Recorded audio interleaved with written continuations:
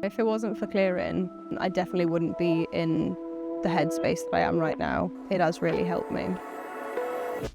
I decided to stick with the care job that I started at the end of A-levels and then changed my mind last minute. I decided to do marketing, so I had to go through clearing.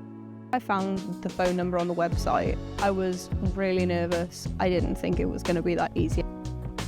I absolutely hate being on the phone. The amount of effort that it takes to just phone up someone. I could be dying and I wouldn't want to ring 999, honestly. The chat was really easy. It flowed really well. There weren't many questions. You didn't need much information, just the course you wanted. I think your date of birth and your email and your results, and that was about it.